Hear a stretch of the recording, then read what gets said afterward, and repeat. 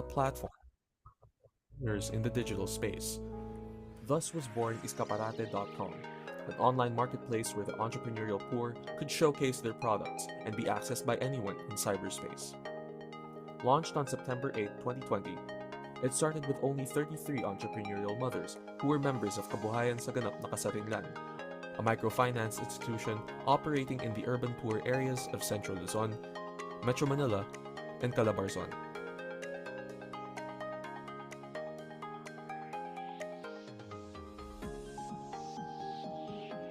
Na talagang gusto ko po ay magkaroon ng farm.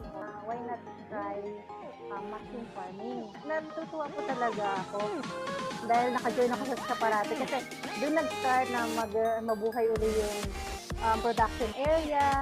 Yung target market ko, naaabot niya na. Parang natutuwa po talaga ako.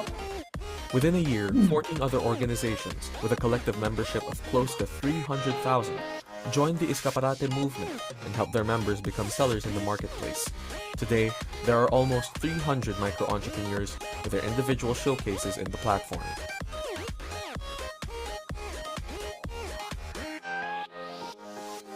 Iskaparate is an assisted platform where the seller is not left on their own, but is given access to online billing and payment services through PayMongo, online fulfillment support,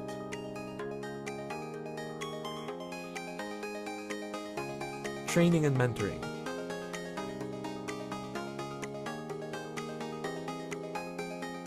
digital market support, and online selling events in cooperation with other progressive organizations.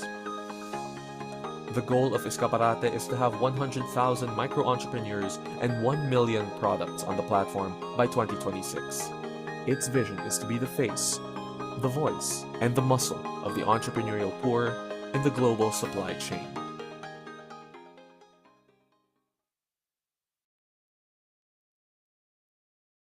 Pasok na mga suki! We are Iskaparate.com, an advocacy helping nanays gain a platform for their homegrown businesses.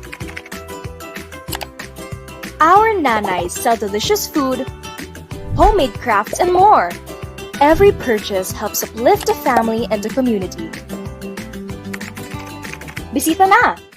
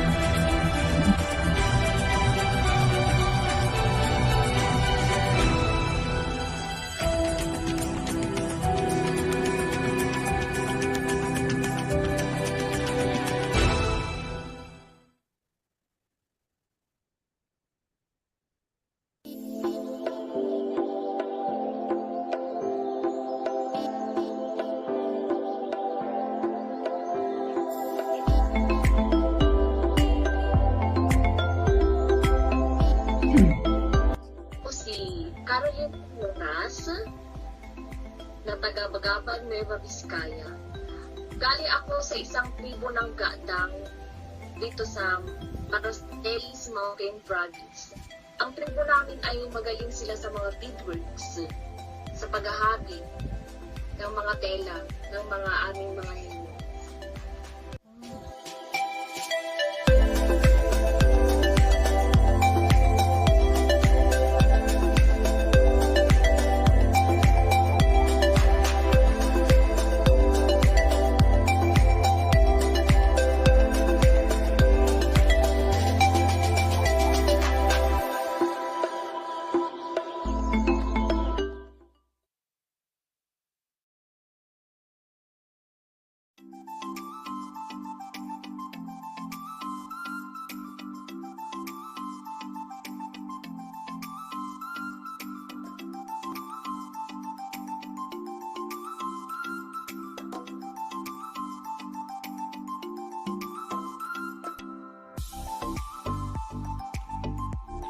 Ako po si Nanay Lea Mancera ng Daniel's Handicraft.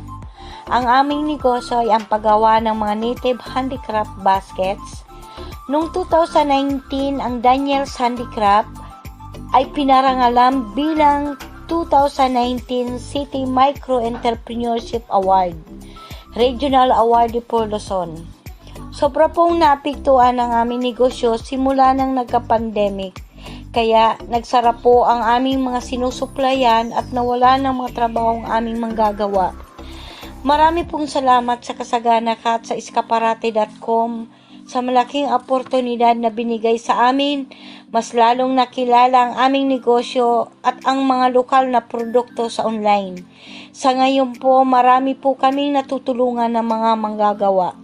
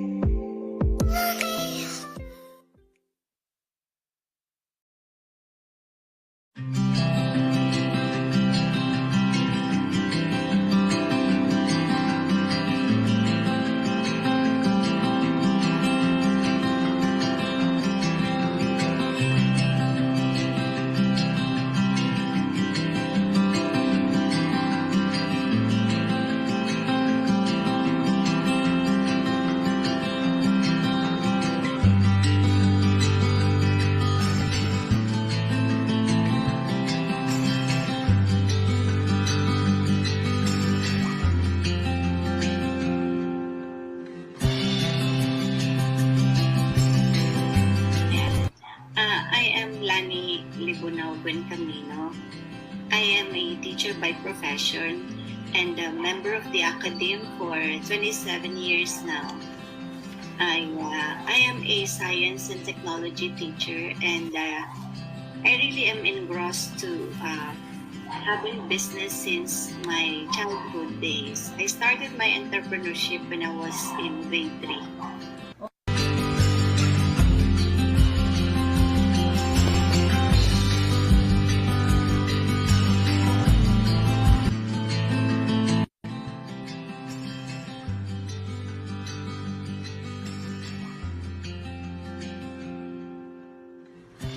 Amidst downfall, then you consider yourself successful. So, siguro maipapayo ko na kung magsisimula ka magnegosyo, lagay mo buong puso mo doon at kung may ready ka to meet challenges and enjoy mo yung paglagay mo ng paggawa mo ng solusyon sa mga challenges na yun, and you will see at the end na masarap-sarap ma-enjoy, ma-harvest yung fruits ng labor na ikaw talaga yung gumawa. Ikaw talaga yung nagbigay ng panahon, nagbigay ng oras, lahat para marating. Tama. Siguro po, ano ho ba ibig sabihin ng food styling or nagpapaganda ng pagkain? Minsan, ang aming purpose is para patagalin sa camera. Hindi lang dahil niluto nyo yung pagkain nyo, maganda na po sa mata natin, pero hindi po siya photogenic, kumbaga.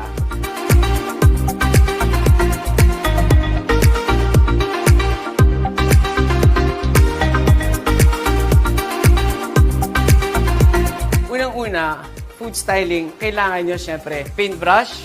Ang pinaka-importante rin, tsane, yung ginagamit nyo po dyan sa mga eyebrows, kilay, yan. Meron ho kayong gunting, matalas na kutsilyo, tong, yun lang, yung nag-umpisa po ako, ito lang karami ang dala ko.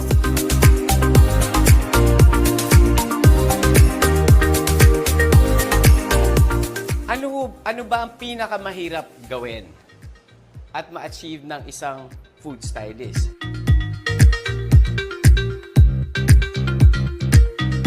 Kami mga food stylists, ang goal namin, ang top, is paano makagawa ng ice cream at hindi matunaw sa harap ng mainit na ilaw.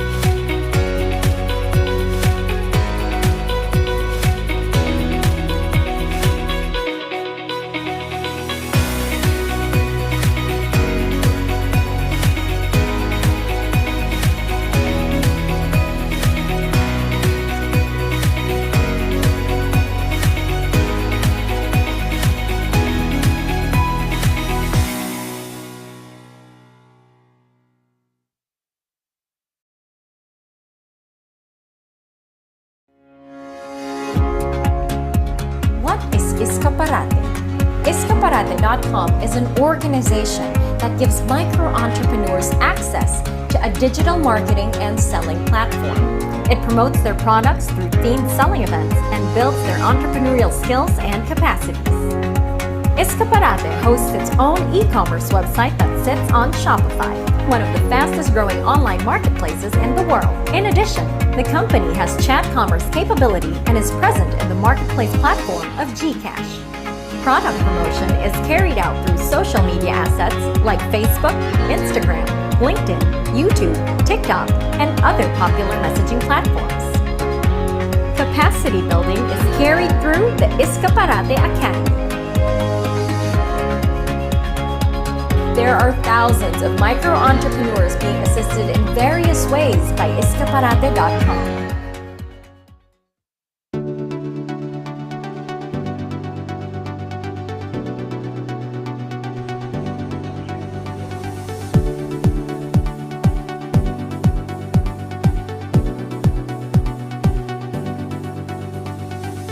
Iskaparate is a group that empowers SMEs by making their goods and services from all over the Philippines accessible to the rest of the country.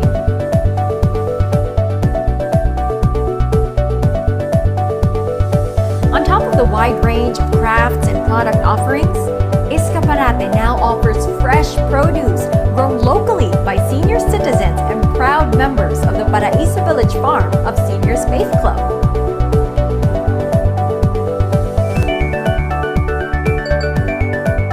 Step into our joyful marketplace and discover the magic of buying local products with Iskaparate. Achieve ng isang ibig sabihin ng food styling or nagpapaganda ng pagkain. Minsan, ang aming purpose is para patagalin sa camera. Hindi lang dahil niluto nyo yung pagkain nyo, maganda na po sa mata natin, pero hindi po siya photogenic, kumbaga.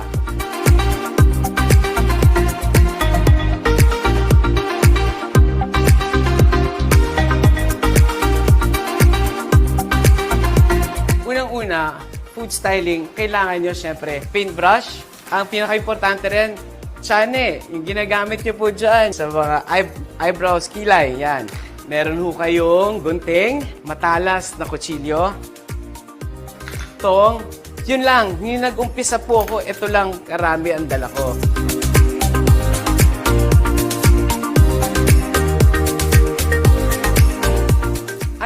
Ano ba ang pinakamahirap gawin at ma-achieve ng isang food stylist?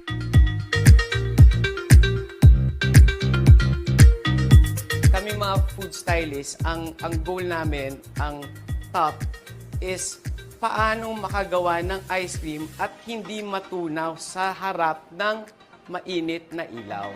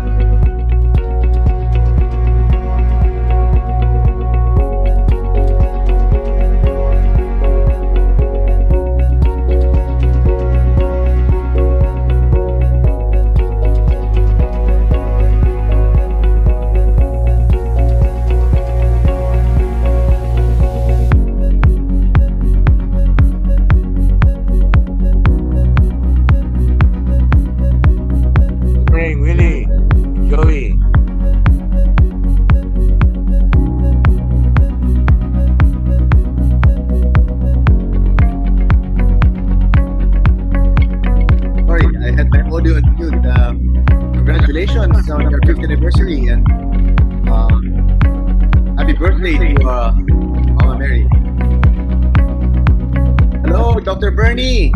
Hello. Good morning to all of you.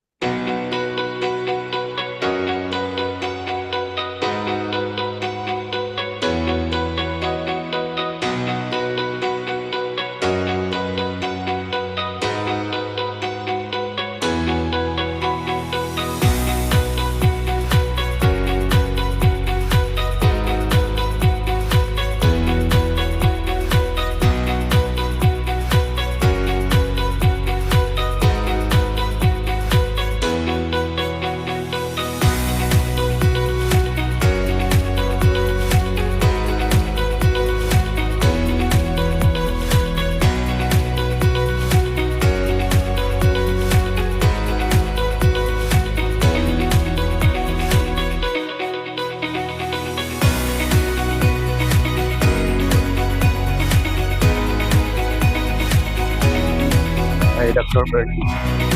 This is from Canada. Good morning, sir.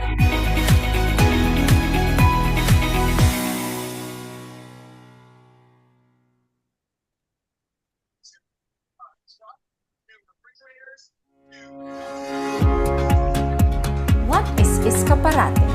Iskaparate.com is an organization that gives micro-entrepreneurs access to a digital marketing and selling platform. It promotes their products through themed selling events and builds their entrepreneurial skills and capacities.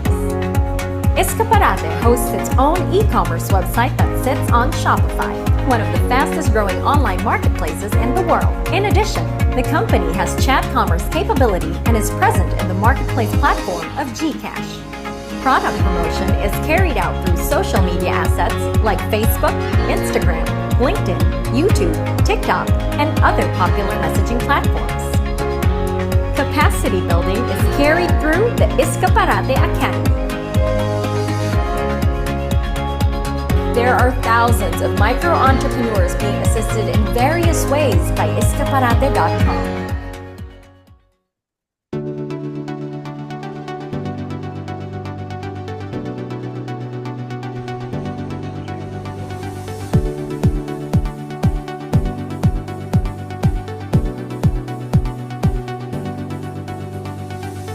Iskaparate is a group that empowers SMEs by making their goods and services from all over the Philippines accessible to the rest of the country.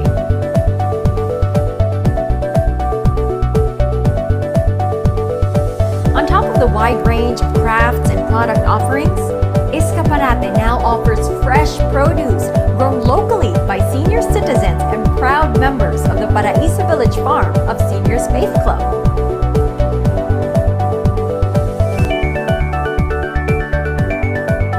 Step into our joyful marketplace and discover the magic of buying local products with Iskaparate.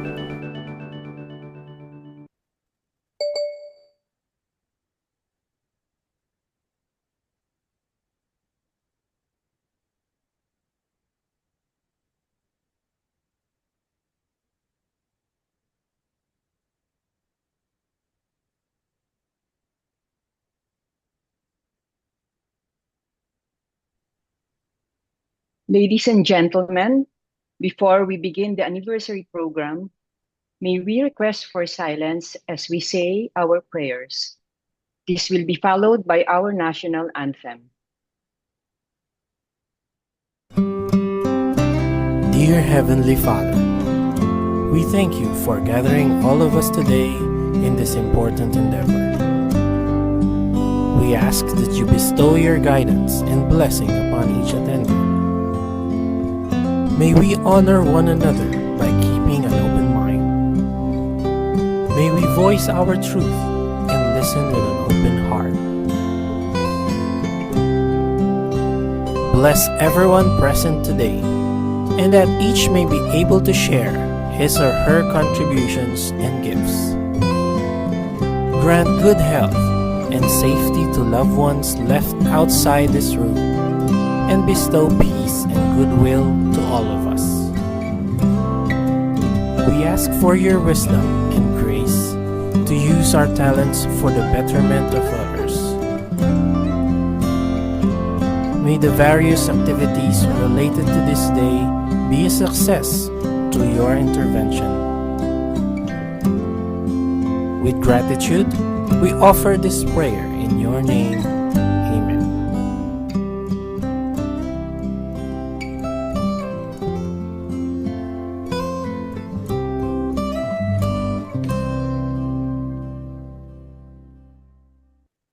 Mga kababayan, ang pambansang awit ng Pilipinas. Kayang magiliw, tegas ng sinangalan, alam ng puso, sa dikit mo'y buhay. Lupang hinirang, tuyag ka ng magiting, sa mandulupin, di ka pasisingil, sa nagatang tutok sa simoy at sa langit mong pagaw, ay hinagang tulakawin sa pagkayang minamahal. Ang isang ng matawad mo'y tagumpay na naghihingi, ang bituin at araw niya kailan ang ay di magtitingin. Luman ang araw ng maraming pagsinta, ay langit sa piling mo. Ang bigaya ng mga namin, ang mamatay ng dahil sa'yo.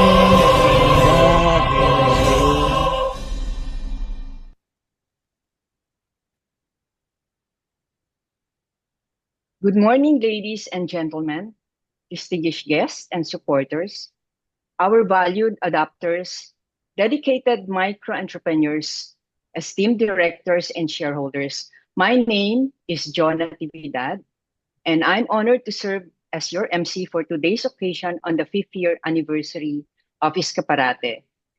It is with great pleasure to welcome each and every one of you as we gather to celebrate not only Iskaparate's achievements, but also the partnership and shared commitment that have made this milestone possible. It has been 5 remarkable years of empowerment and growth. And today, we are not only celebrating past accomplishments, but also looking forward to what lies ahead. And we are especially excited to hear from our principal founder, Mr. Joey Bermudez, who will share what's in store in the future. In addition, we will have an economic briefing that will provide valuable insights as we continue our journey together. And to make this anniversary even more exciting, we are launching special anniversary deals starting today until September 14. Simply log in to iskaparate.com, click on Mega Deals, and enjoy 5% discount plus free shipping within Metro Manila. And what's more, for the registered attendees here, you automatically receive a 500 peso gift voucher that you can use to purchase selected products. Oh wow, what a wonderful way to celebrate with all of you who have been part of this journey. By the way, I have a favor to ask. Kindly type your email address in the chat box here so we can get your personal email and send a gift voucher. Thank you to each and every one of you who took time to celebrate with us today. This milestone wouldn't be complete without you. So sit back and relax. The celebration has just begun, and let us make this anniversary one to remember. Without further ado, it is my honor to introduce the principal founder and CEO of Iskaparate. He will be sharing with us not only Iskaparate's accomplishments, but also the exciting plans ahead. Ladies and gentlemen, please join me in giving a warm welcome to Mr. Joey Bermudez.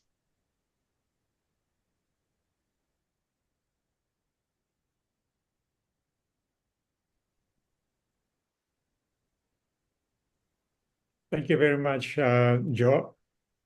And good morning to everyone in Manila. Good evening to my neighbors and friends and supporters of Iskaparate in Toronto, Canada. So I was looking at the guest list in this Zoom meeting, and I can see that there's a significant amount of Canadian content in the audience. So I need to be very careful about what I say about Canada, because there's a Canadian army that's watching us today. So I'm going to share my screen as I make a report on the situation of Iskaparate today and the progress it has made in the last 5 years.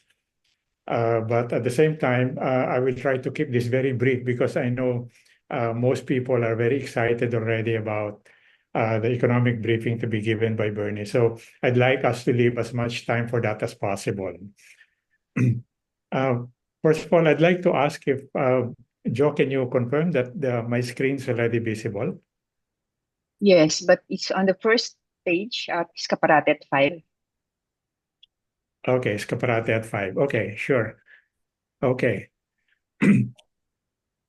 Well, the one thing I'd like to say and point out, which I may not have done in past anniversary meetings, is that the way things look today, digital exclusion, which means if the entrepreneurial poor are not allowed to participate in the digital commerce space because of the many reasons that they have been unable to in the last many years.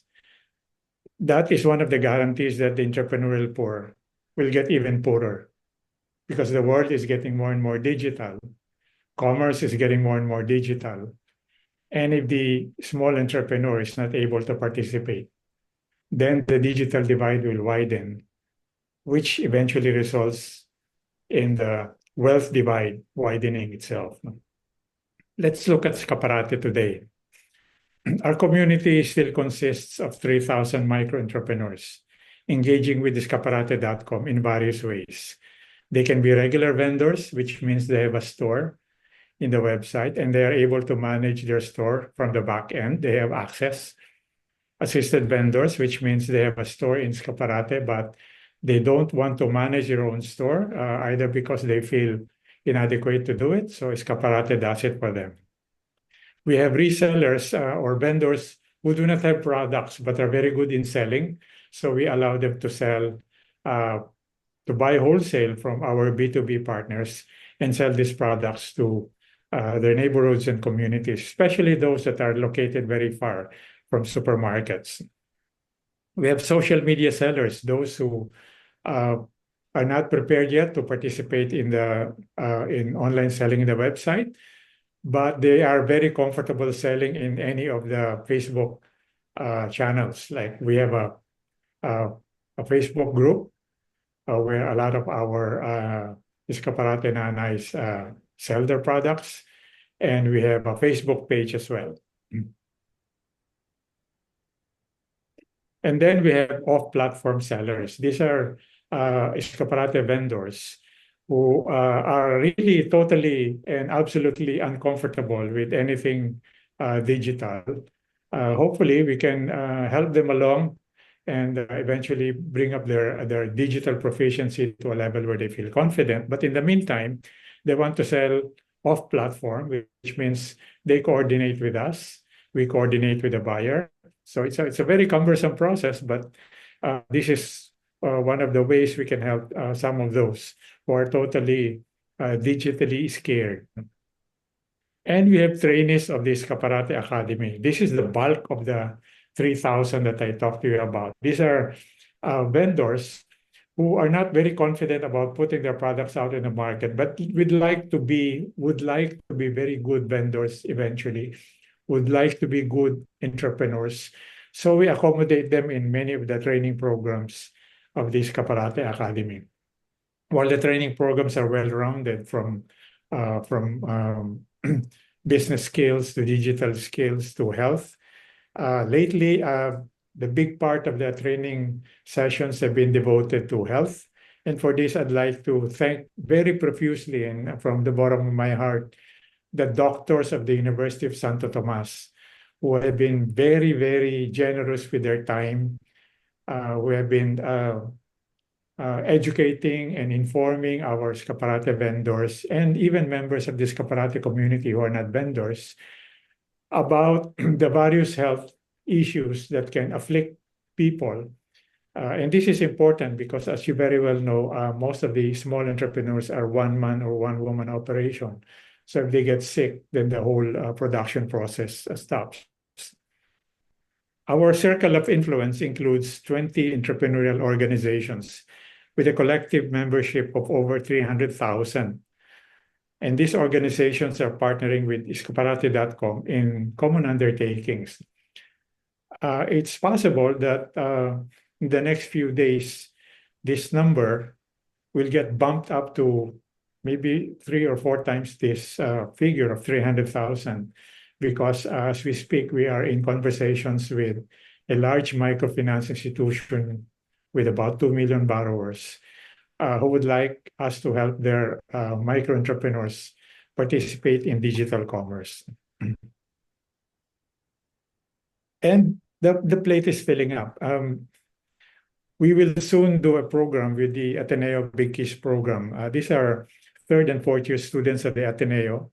By the way, Ateneo has been our partner for the last many years, and they've been sending us trainees and students who would like to learn about digital selling and would like to share their time with the entrepreneurial poor, the small entrepreneurs. So this is done through the National Service Training Program of the Ateneo, run by the Office of Social Concerns and Involvement.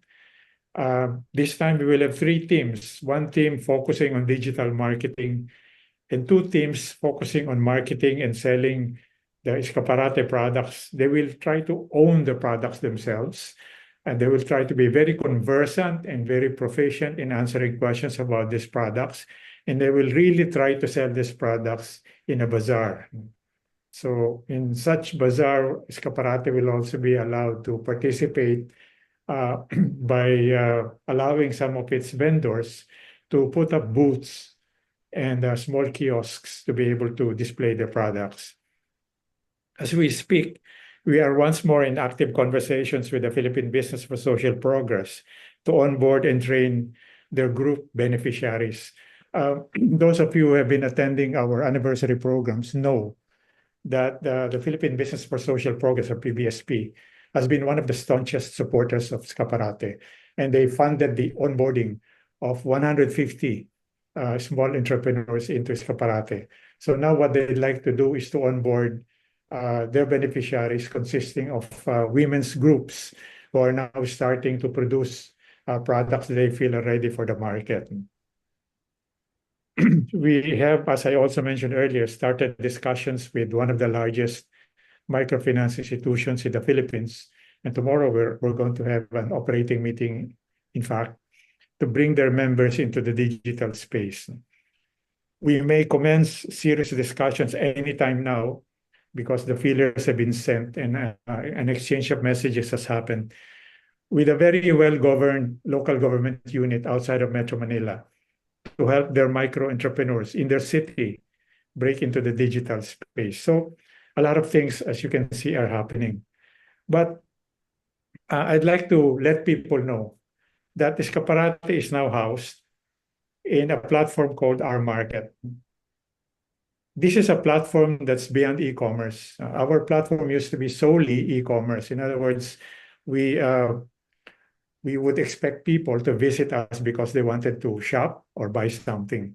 This time, the platform that we have draws a much broader and more diverse audience that publishes excellent content about the Filipino, what is good about the Filipino, be it product, people, events, or places. It is a site that tries to deepen engagement in a very stress-free and extremely relaxed environment. So we're very happy with this development because then Iskaparate and its vendors can get exposed to a lot more people other than those who visit a website primarily to shop. The hope is eventually, as people get engaged and interact with the website, that they will eventually get to like even the shops and the visit converts into a sale. Okay, the one thing that has happened or accelerated in the last 2 years or so is that Iskaparate has invaded Canada. So we're very sorry to the US president that we have beaten him to it. So, and this has been done through a number of partnerships with organizations in Canada that have been very helpful. One is the Philippine-Canadian Chamber of Commerce.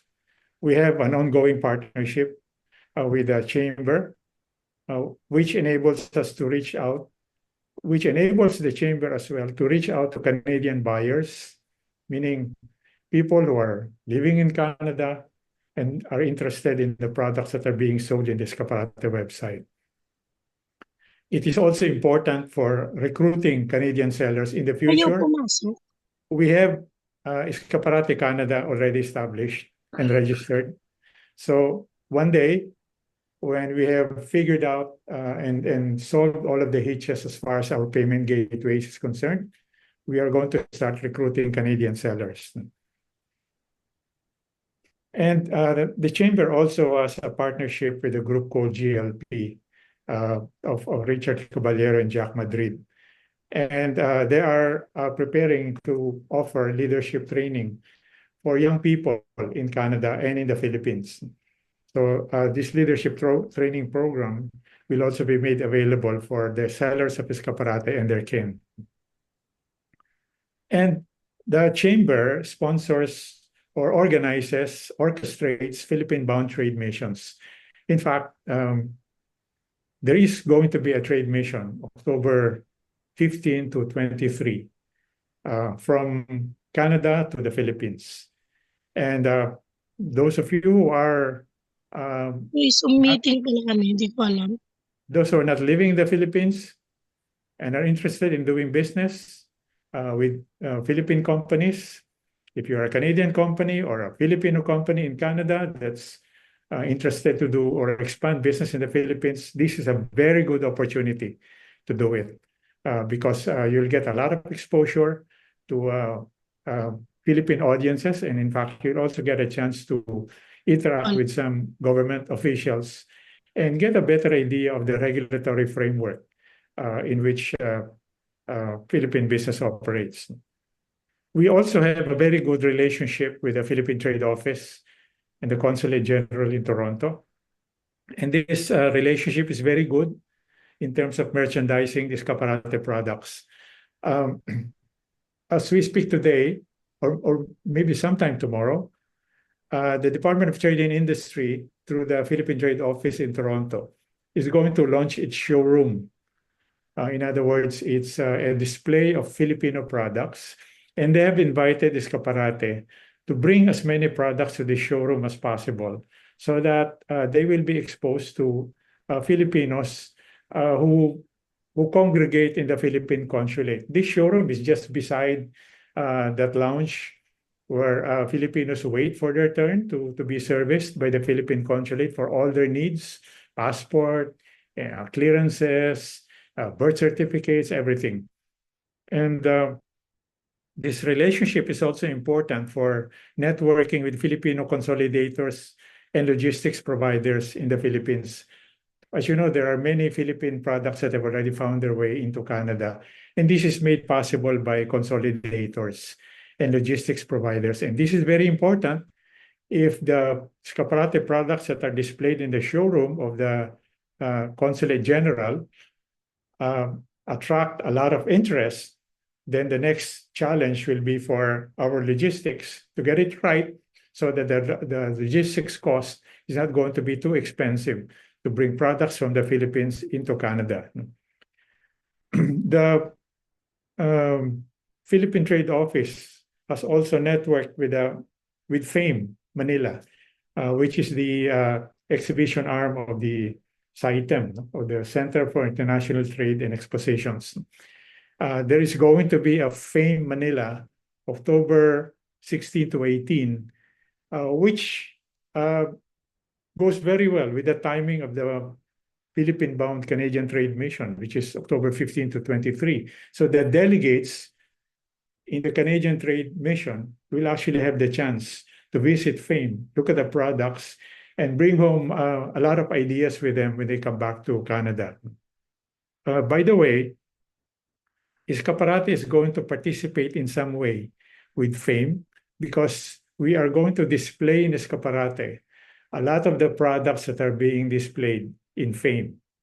In other words, Iskaparate is going to be a digital window, not only for the products that are being shown in the DTI SME showroom in Toronto, but as well for the products that are going to be exhibited in Manila FAME. So not only is there a physical showroom in the Philippine Consulate, the products that are there will also become available in Iskaparate.com. And not only is Manila FAME physically exhibiting products in the Philippines, the products will also now be online or digitally visible through Iskaparate.com. There are a lot of good news happening to the Philippines as well.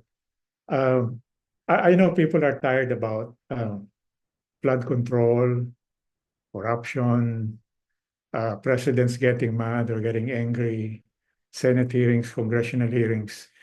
But when you set that aside, you see that the Philippines is blessed with a number of gifts. And one of these gifts is that Filipino talent is coming back to the Philippines. And even better, this Filipino talent is teaming up with Iskaparate.com. In other words, we're striking collaborative arrangements and relationships to make sure that our joint advocacies and our joint goals are pursued even more effectively. Take Trepper, used to be known as B2Bpreneur. Trepper is an entrepreneurship program. What is unique about this? Well, they have 4 pillars: financial literacy, arts and business, technology and innovation, and social ecology. It is youth-focused, which is just as right because the Philippine population is young. Its average age is 25 to 27.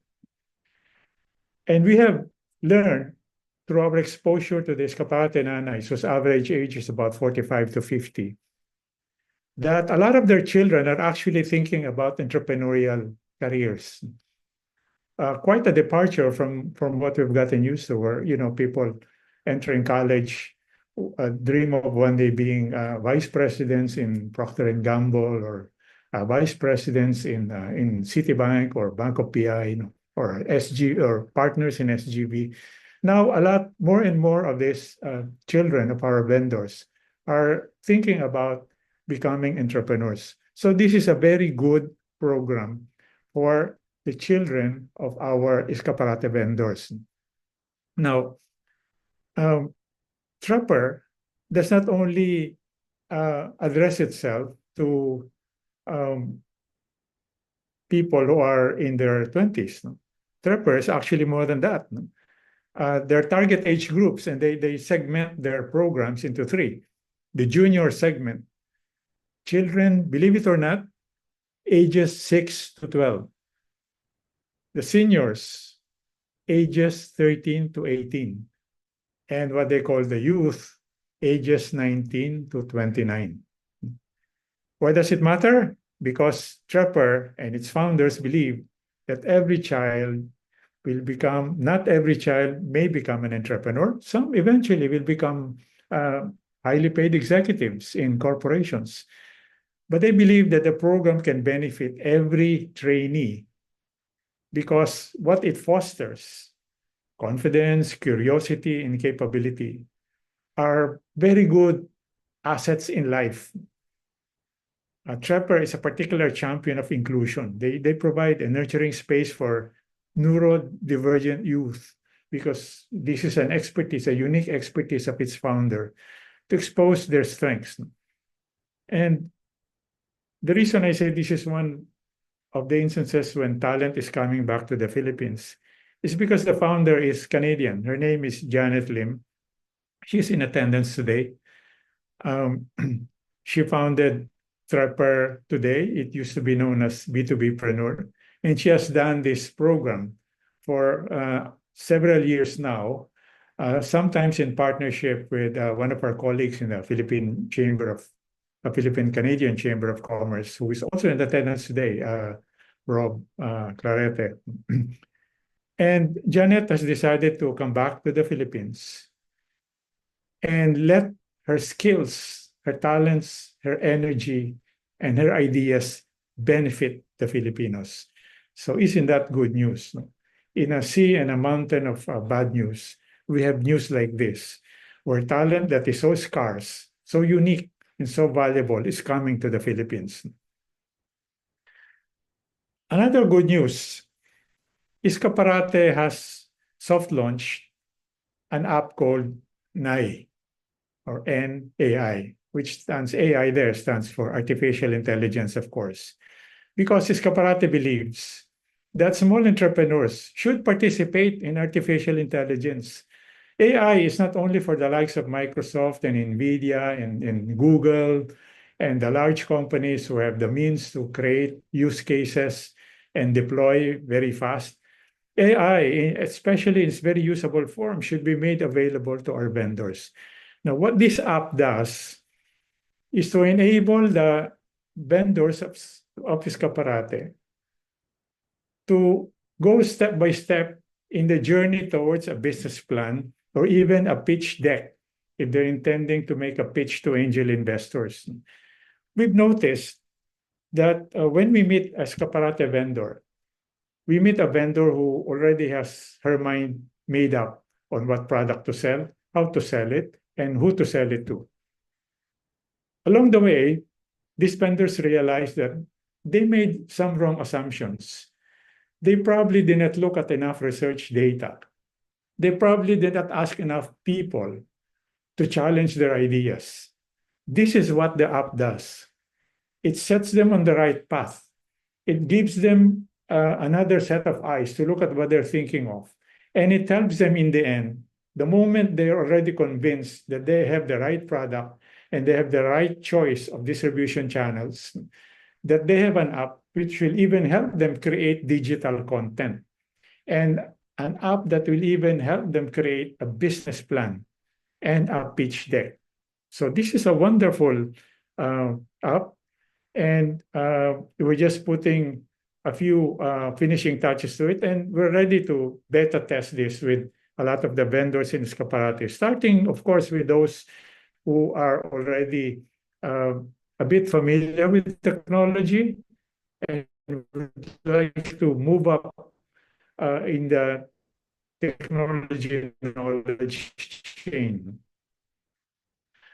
Now, the founder of NAI is also the founder for 7 years, done the whole cycle, IT, artificial intelligence, money laundering, cybersecurity, engineering, and systems operations.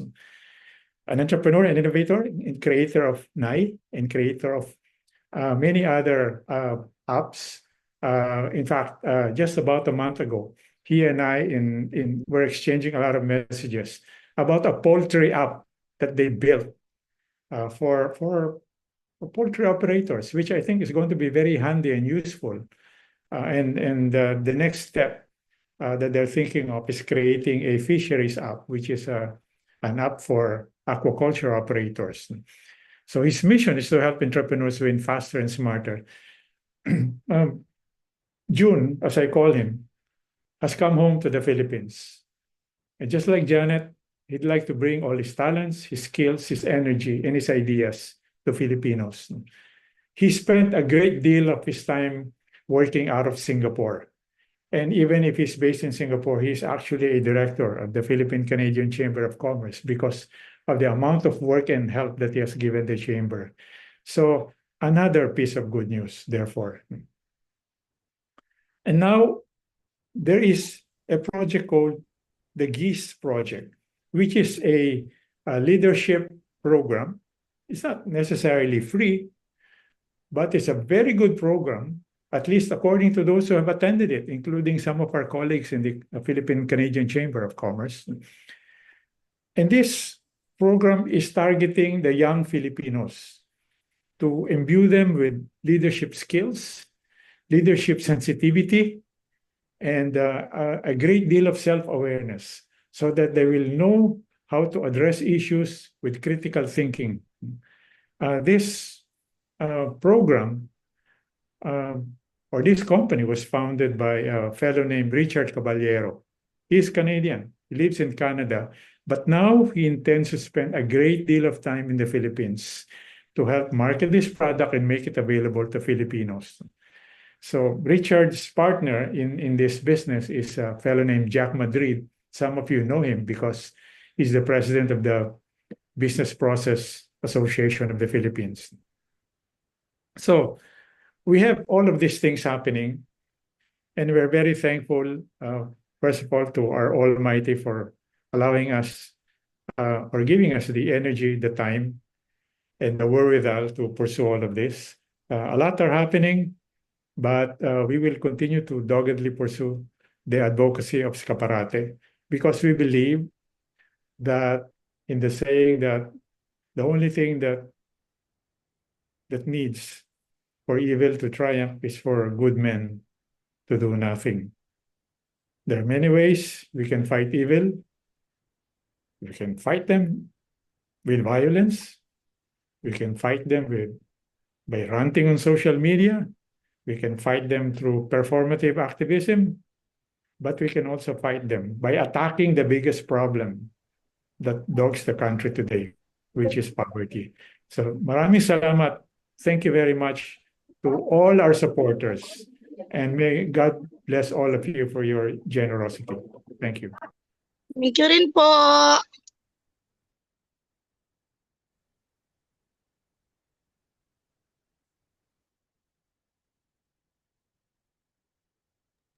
I think Wow. you're muted. Yeah. Thank you, Joey. And the things that you have shared are really, really exciting, and we look forward to them.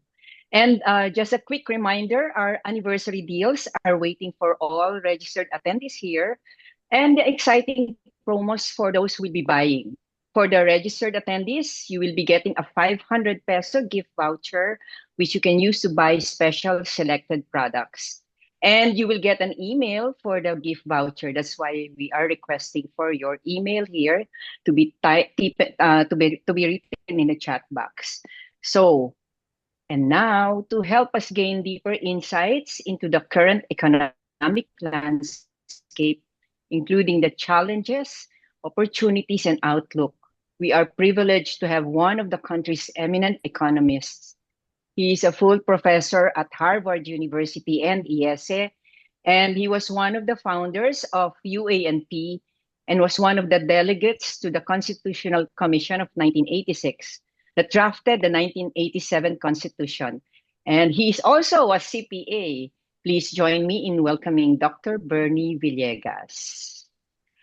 Thank you very much, Joe. Hello, good morning. Hello. Thank you very much. And Yes. and every meaningful discussion needs an insightful professional, of course, and moderator to keep the conversation engaging. He's a marketing and leadership expert with 25 years experience of revitalizing brands and businesses across the Asia Pacific. He's also known as a marketing doctor, an advocate of inclusive economic growth. And this I know, he passionately and continuously works to bring the Filipino brands to the global stage. And to top it all, he lectures on national economic issues and mentors entrepreneurs for sustainable development. Today, he will not only guide us through the discussion, but will also moderate and facilitate a question and answer. Ladies and gentlemen, please welcome Mr. Willie Arcilla. Okay, so Dr. Bernie, you may now start your discussion. Thank you very much, Joe. And first, greetings to Willie. I haven't seen you for some time. Thank you, Dr. And to Bernie. Joey. And especially, of course, to all of you, Nanays. First, without trying to flatter you, you belong to a sector that's called MSME, micro, small, and medium enterprises. And if you take a look at the 1.1 million enterprises in the Philippines,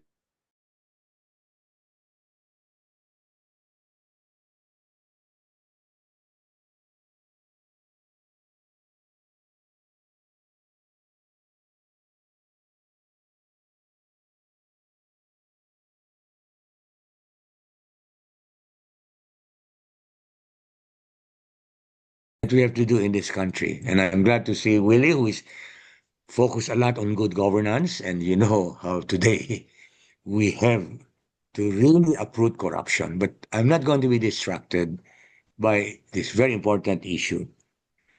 Corruption, obviously, is very bad news. But since I always see the glass as half filled, I'll tell you about that part of the glass that is filled. And the economy is that part. The economy is doing very well, and you are part of that economy.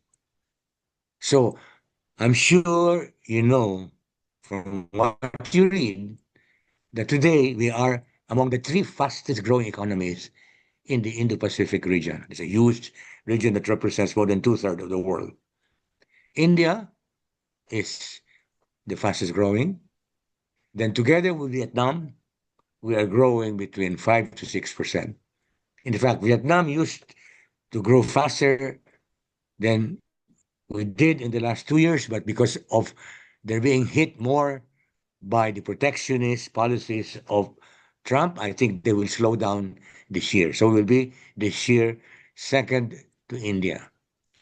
And 5 to 6% is nothing to look down on because that is generating a lot of demand for you micro entrepreneurs because all of you are dependent and on consumption.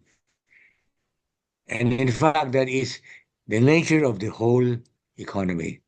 We are doing very well because of a huge domestic market.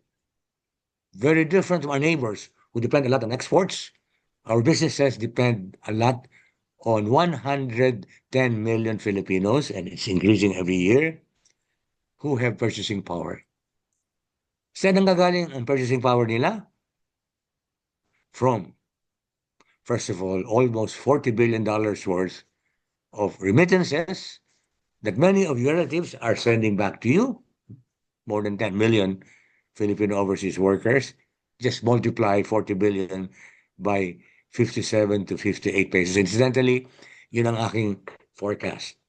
By the end of the year, we will see the peso more at 57 to 58 than below that because we will partly suffer, obviously, from the slowdown in export.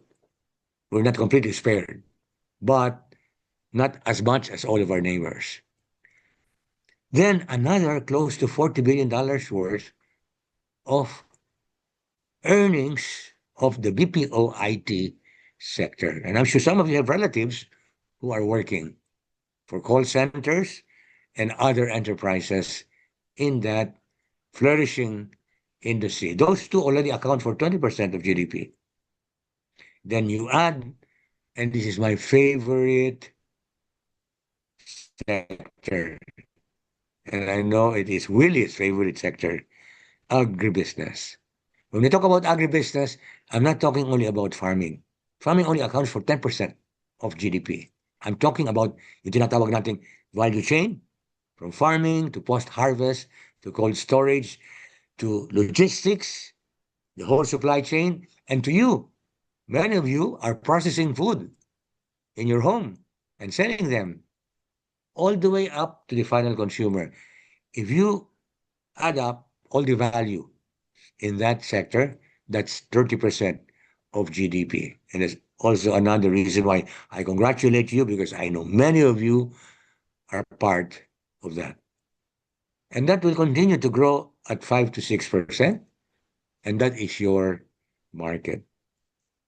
But it is very important, and I'm very glad Iskaparate is helping you, that little by little you are adopting more and modern technology. Of course, the technology that we're talking about here is digitalization, but they're also referring to the way you cook the food, the way you package the food, the way that you even present them so that they're marketable. So all of you, no matter how small you are, must be subject to a lot of constant improvement. So you have to be very proud of your work. There is no room for sloppiness, for imperfection. Obviously, you don't have a lot of resources. But I think the first rule that you should adopt in your business is excellence. Whatever you do it as well as you can. And that is also very much part of the improvement that we Filipinos need in our culture. Many times we are criticized for not being concerned about productivity and excellence. I think your sector should prove otherwise. That no matter how small your business is, you're always trying to achieve as perfect as product as possible. Then obviously you have to turn to credit. And probably that's an area where Escaparate can also help you have access to some of this informal credit. Many times, obviously, our formal credit system doesn't pay attention to you, and that's the problem still of our. But there are, especially with digitalization, you may have more and more access to credit of equally minded people like Joey and Willie, people who are getting into your space and trying to give you access to credit. And that's where I'm sure you can get the right advice. I don't want to uh, transform this into a lecture. You know, we professors, if you give us the opportunity, we will talk to you for the next 3 hours and not give you any opportunity to interact. I want, especially with Willie there as moderator, let me stop here and let us turn this into a conversation. And please ask as many questions as you want. But before I do that, I will enumerate the so-called sunrise economic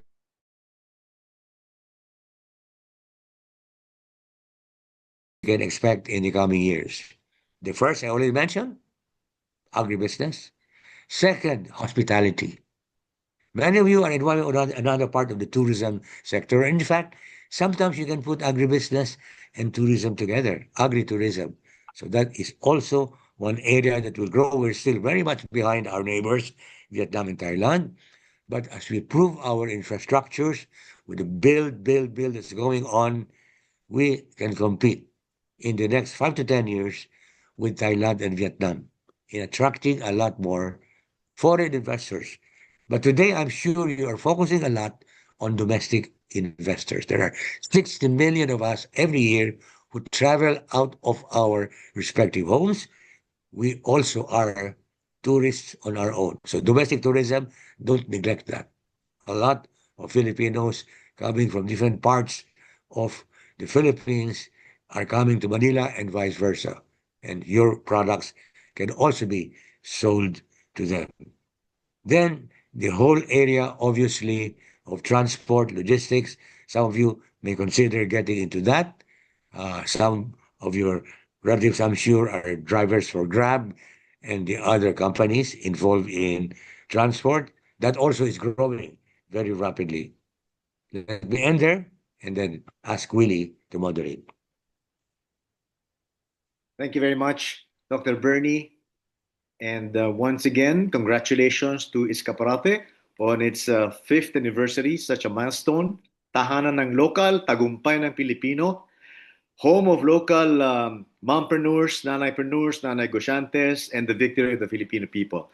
Thank you so much again to our founding chairman, Joey Bermudez, the whole board, and also Josie and the whole team, and of course, Dr. Bernie for inspiring us amidst the challenges and amidst the negative news reporting that we've been hearing about. As you all know, Dr. Bernie has earned the reputation of becoming the prophet of boom because of his unique opportunity to identify silver lining in the clouds. So now we're open for questions, but maybe I would like to start off by building on what Dr. Bernie just talked about, looking at the bright spots. I would like to commend to everybody Dr. Bernie's latest book, which I got a copy of. He wrote in the middle of the pandemic. And while maybe some of the assumptions have already changed in the past 2 or 3 years, I'd like to congratulate Dr. Bernie again for a book that gives you a blueprint for progress and a roadmap for how the Philippines can eventually achieve first world status.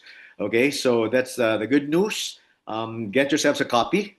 Maybe Joey, you can even Josie can even promote it on Iskaparate, no? As a blueprint and as a guidebook for our mompreneurs. So now we're open for questions. Yes, from the field, and I'm checking our chat box. We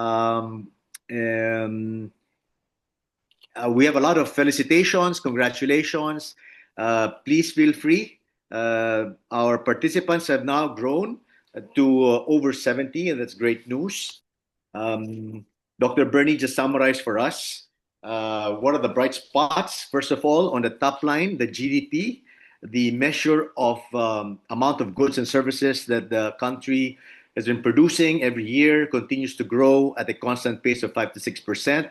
It's not as torrid as maybe double digits as our Asian economic tigers have shown, but it's again, it's respectable, and it's nothing to be ashamed about. Being among the top three after India and together with Vietnam. So look at the bright side and then focus on those three pillars of agribusiness, everything from farming, food production. In fact, as we all know, agriculture does not only involve food production, but including fashion. Okay, remember everything that you wear, from leather shoes or rubber shoes, from your denim jeans and your cotton shirts, everything comes from agriculture. As well as your furniture, accessories. There's a lot that you can source from the primary sector of agriculture. Okay, all the way to hospitality.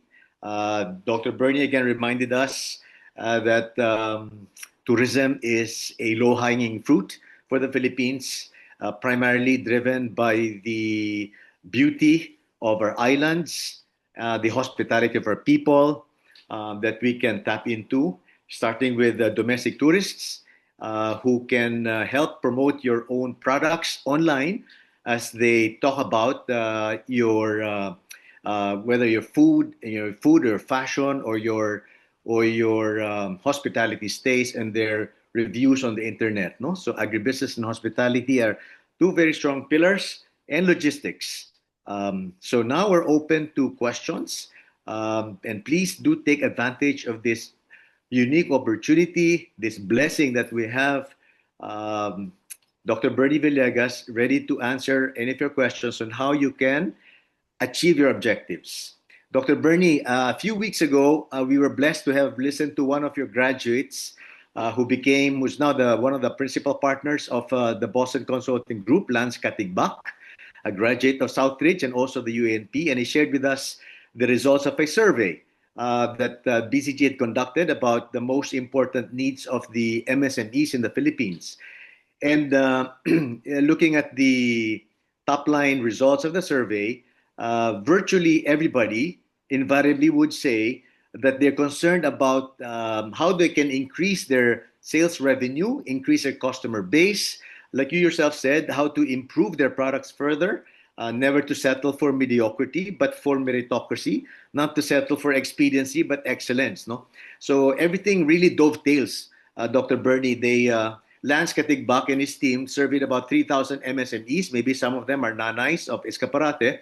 And basically, the questions point to what you have been talking about. Would you care to comment on a few of those? Maybe start with this and summarize the whole tome, which is really a very good read for everybody involved in the business, and also to comment on how our nanays can increase their sales. Dr. Bernie, benta. How do they increase their benta? Thank you very much, Willie, for marketing my book. Let me just mention that I'm working on a second edition that will come out next year that will cover the first 3 years of the BBM administration, and to talk about what should be done in the next administration, to already offer to whoever will be the next president some suggestions on how to build on the foundation laid by this present administration. But before I proceed, I'd like to recognize the presence of Mr. Christian Moller. He is the owner and CEO of Lionheart Farm, a 3,000 hectare coconut plantation in a rural area in Palawan called Rizal. His accomplishment is to develop a model of consolidating small coconut farms so they can. I think there are a lot of people in different coconut regions that are now looking at his model. As you know, the poorest of the poor in this country are the coconut farmers. They've been totally abandoned, but thanks to people like Christian, they now have hope of being able to also share in the progress of the Philippine economy. So, Yeah, good morning, everyone. Thank you, Bernie, for recognizing me, and again, congratulations to Iskaparate. I had a chance on Saturday actually to meet with Joey and Bernie, and that was my first introduction to Iskaparate. But I will not make a long contribution here, but just simply to say I was inspired to join this call. And maybe as a word of encouragement to everyone, the trends are really aligning with you because there is a process of democratizing access to market that is very powerful, that has been going on for quite a number of years. And this is, of course, what you already have on your platform. So there are many questions that follow from what does it take, and I agree with many of the things that have already been mentioned, also some of those things, Willie, that you just mentioned. So I must admit I'm somehow inspired by listening to this, and I'm already trying to think of ways in which I could potentially make some kind of contribution.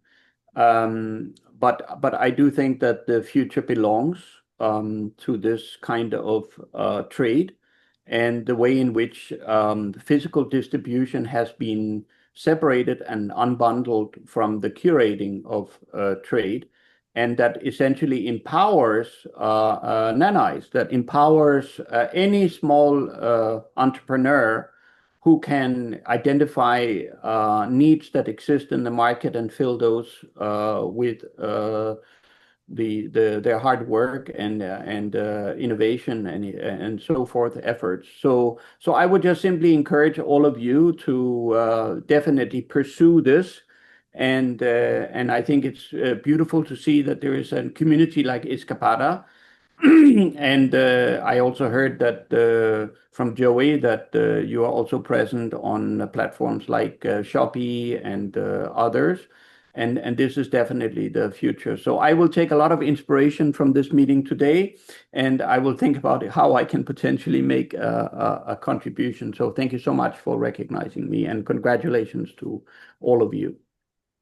Thank you, Christian. Let me just say that a lot of you nanais, and I'm sure there are many nanais in Rizal, Palawan, can help by looking at what you can manufacture in your home from coconut products. I think we have to graduate from low quality copra and coconut oil into more and more finished products that can be manufactured from coconut. That's exactly what Christian is doing. He's not selling copra or coconut oil. He's selling coconut syrup and other types of high value products that you can get from coconut. And I'm sure many of our nanais are in coconut regions in which they can contribute to this value adding. Let me just answer the question posed by Joey. Without this terrible corruption that's going on right now in this country, how fast can the Philippine economy grow? 8% every year. As Willie mentioned, our neighbors used to grow much faster.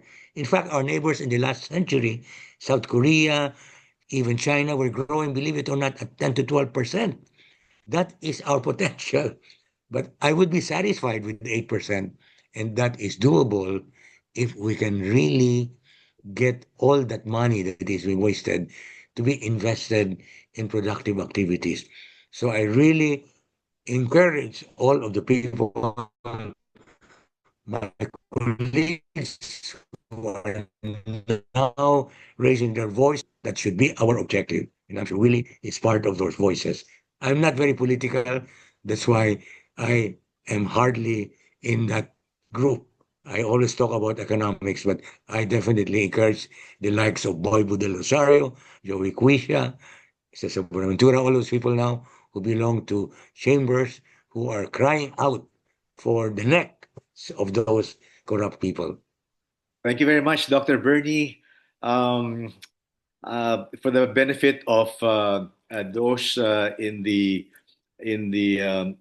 call, I just want to say that Dr. Bernie has demonstrated perhaps the ultimate in fortitude and perseverance, in as far as calling for honesty and good governance is concerned. Ever since the EDSA 1, ever since more than 40 years ago, but they have not gotten tired of talking about doing what's right and doing what's good for the country. So let's all learn from that and draw inspiration from perseverance and fortitude of our prophet of boom. And thank you also to Mr. Christian Moeller. I had an opportunity to read the article on Business World by Dr. Bernie about Lionheart. I'm also part of the group of Go Negosyo and the DTI Mentor Me. So I know about Lionheart. We've not met, but I always use you as an example of a number of things. Number one, this is what you call an inclusive business model, where you do not sell to the poor, but you rather buy from the poor farmer, as Dr. Bernie has pointed out in his article.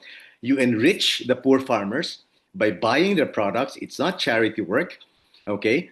So that's an inclusive business model. And then you innovate with your R&D, and then you go turn around and sell to the rich consumer, not just locally, but in fact for export to the world market. So for all our nanais, that is a secret, no? Don't just sell to the poor because they don't have any money. Rather, you buy from the poor, like Lionheart, the poor farmer and fisherman, the poor laborer and worker, the poor MSME and the cooperative. You innovate, innovate, innovate, as Dr. Bernie keeps saying, no? Be ingenious, be inventive, be innovative. Don't just settle for copra, copra, copra. And then you turn around and sell to the rich. You package it well, you brand it well, and don't just sell to the local, but you sell to the world market like Lionheart. So inclusive business model, and then you go for excellence, and that's what the world market will buy at a higher price that will give you higher margins.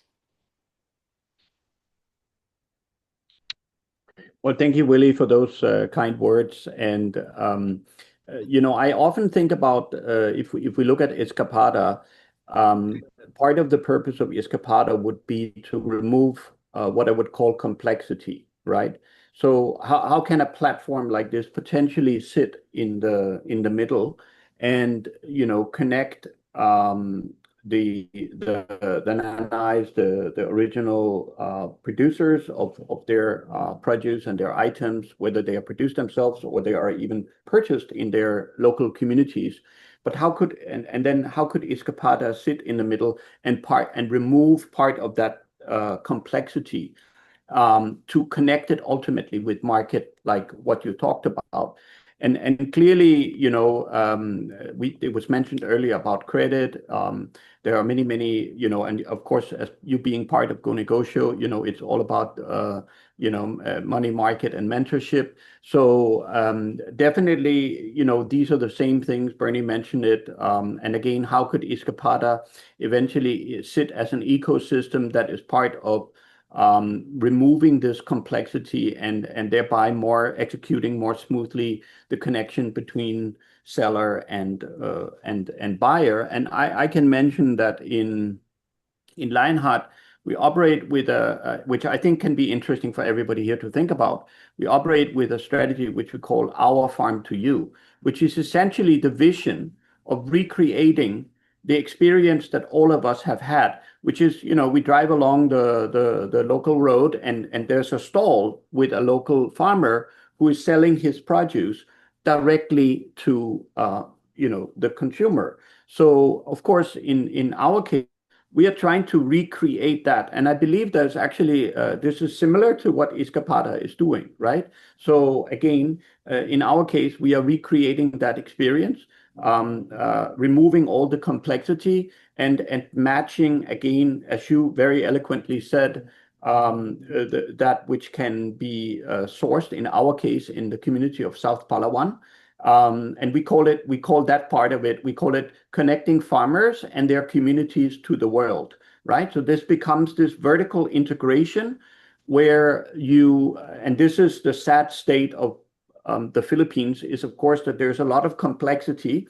And if you insert yourself at any one point in this vertical, that you will have some issues, structural issues on the front end and some on the back end from upstream, downstream. So without going on for too long, I think, again, a lot of hope and a lot of opportunity for everyone who's on this platform, and the future definitely belongs to this kind of trade and creates completely new opportunities to excel at what is the very purpose of Iskaparate. So thank you for highlighting that, Willie. Thank you so much. Thank you very much, Christian. And just to tie that in with what Joey had presented earlier, I must have counted more than 10 new initiatives where Joey is beginning to open the horizons and the borders and the consumer base, the market potential for Iskaparate's 3,000 nanays and their products and services and their brands, starting with the Canadian our friends from Canada. So that's one concrete example of how they're opening up more opportunities for demand. And at the same time, there's technopreneurs who have excelled overseas and are coming back. And hopefully they'll be able to arrive at some recommendations how to simplify, streamline. How do you streamline the process? How do you cut the costs so that you'd be able to sell at a profit? Okay, but again, like you yourself have shown, no? Don't just stick with the age-old copra. You know, when I was still a student in the school of Dr. Bernie, Center for, he was already talking about that 40 years ago. We have to graduate from copra. We have to graduate from copra. Okay, and finally now, at least we have Lionheart that's showing us this is how you do it. All right, so it's just a blessing. It's a blessing for all the mompreneurs, all the nanay gosyantes of Iskaparate, that we have a real life example. It's not theory. Well, we have the theory from Dr. Bernie, but the practicality, the revenue, the benta, the dollars, the pesos are coming in, and you've shown it's possible. You can build an inclusive economy, all right, not by promoting an economy of a sachet economy, a tingi mentality, a tackle mentality, all right, but really innovating and branding the product and showing the world that virgin coconut oil and many other coconut products, the flowers, the saps, are excellent products that the world has demand for. So it's very inspiring for all our nanays. So nanays, remember, think excellence and not experience.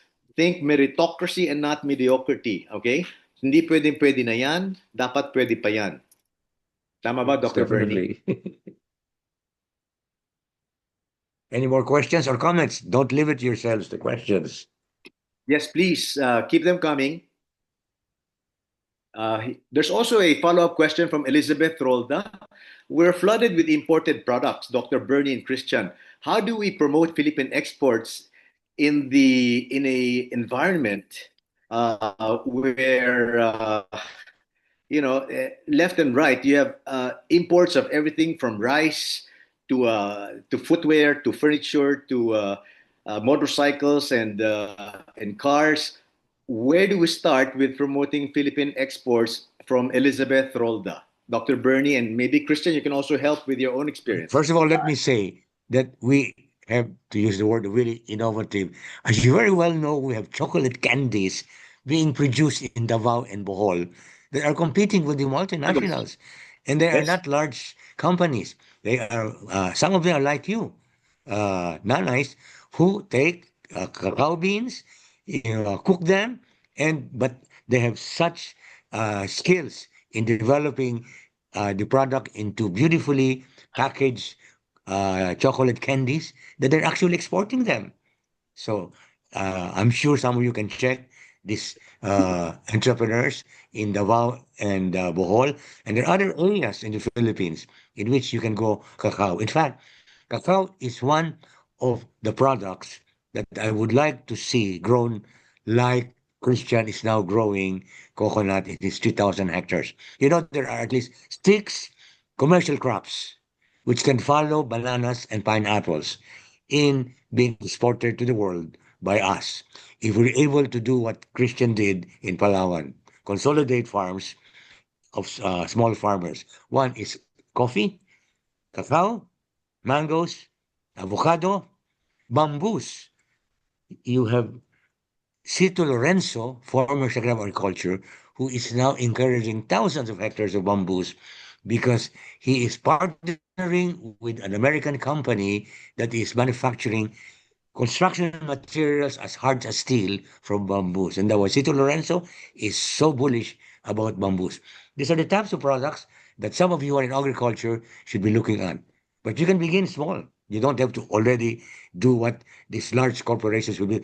As you also know, I'm sure you know that Manny Pangilinan, one of the largest business people in this country, is going into dairy because he bought Carmen's Best ice cream and he needs milk. And because he has imported hundreds of dairy cattle, he's looking for thousands of hectares to plant corn in Mindoro. So these are the things that are happening right under our eyes. And definitely some of you can join the bandwagon, so to speak. Yeah, I want to be a little bit careful here about using either the scale that we work with or maybe like what Metro Pacific is doing in the context of Iskaparate, but rather to draw from what I see happening and my experience in my last 12 years in the Philippines and now almost 40 years in Asia. And that is really that the strength of the Philippines is really the MSMEs, like what we heard from the outset in your report, Bernie, and which is obviously also the focus of this group and other groups. And I think that there are some interesting things happening with platforms like this. I think also that there's an initiative of DTI now with the new, it was mentioned by Joey, with a new store being opened in Canada. And under the leadership of Chris,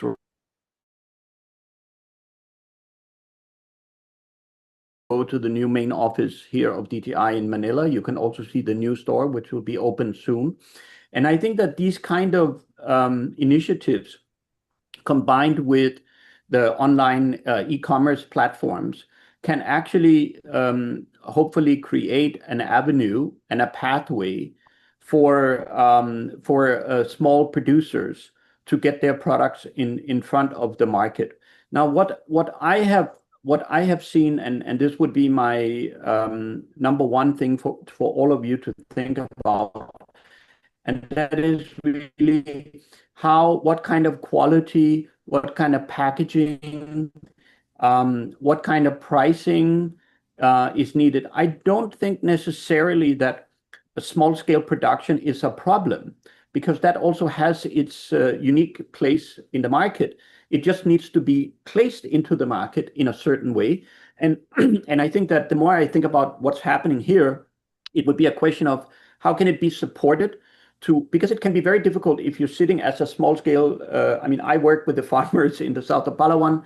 I see that this calibration process of actually coming to realize what is the skill. So there's a capacity building exercise, but then also to appreciate what does quality mean? What is the consequence of achieving a certain quality to be able to have a finished product that can connect with the market?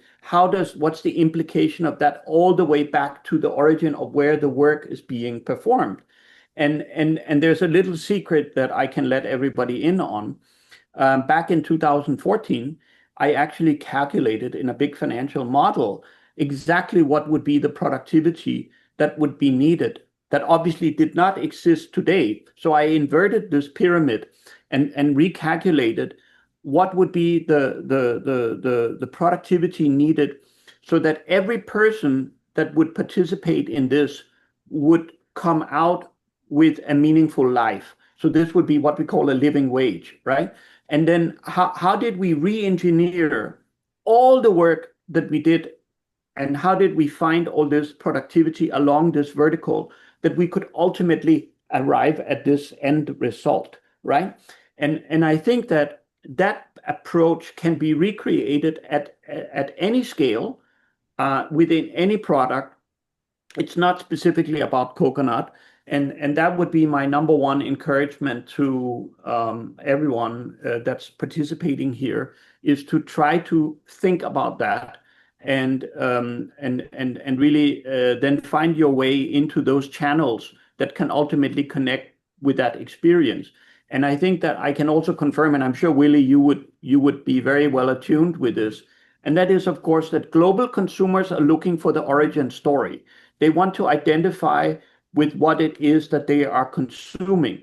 They care about people, they care about planet, they care about these things. So the storytelling is also a very important part of a product and the experience of buying a product, which is why I highlighted this thing about recreating that experience of when you approach the booth along the roadside, the Our Farm to You experience. And again, I think no matter whether you are big or small, I think these are the kind of things to think about. And I'll leave you with a final story. Back in my home country, Denmark, many years ago, I met a lady who sat on a small island that is more or less disconnected from the rest of Denmark, and she produces pipes, a special kind of pipes, and she's now selling these pipes all over the world. She has a limited production of a certain discrete number of pipes, but this is a handcraft and artisanal handcraft of producing these pipes.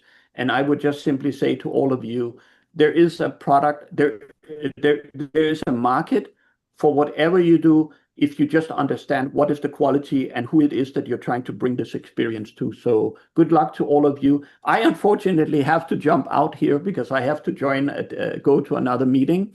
And good luck to all of you. And thank you so much for inviting me to join here today. Thank you, Christian. Thank you. God bless you. Okay, so as Christian was saying, you can either choose to market your products, keep it small, keep it artisanal, okay, handmade, okay, heirloom recipes. All of those are very highly valued in the market. Or you can also get into the bigger scale, like what Lionheart is doing. Dr. Bernie has cited many other products: banana, pineapple, mango, coffee, cacao, avocados, and even bamboo under former Secretary of Agriculture Cito Lorenzo. So for our nanais, you have to do some strategic thinking about what you really want to happen, what you want to do for your business.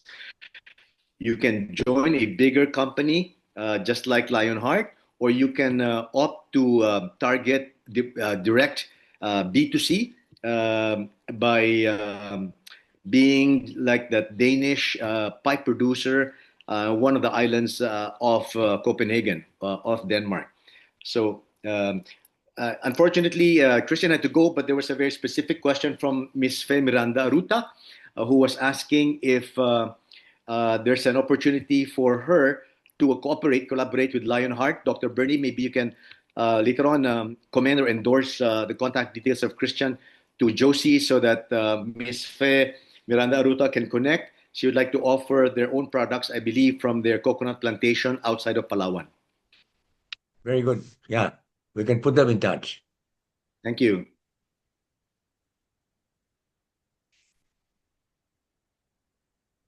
Okay, any other questions? Any more questions from the nanais?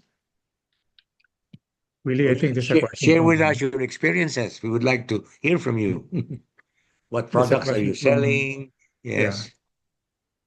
Willie, there was a question from Jonah Tividad. She says, do you think it will be a good idea if all transport companies should just come together and they're probably one company, like BPO type, because logistics can be so frustrating here with poor infrastructure, demands weather, and for a BPO type of logistics, it can adjust seats to take care of deliveries.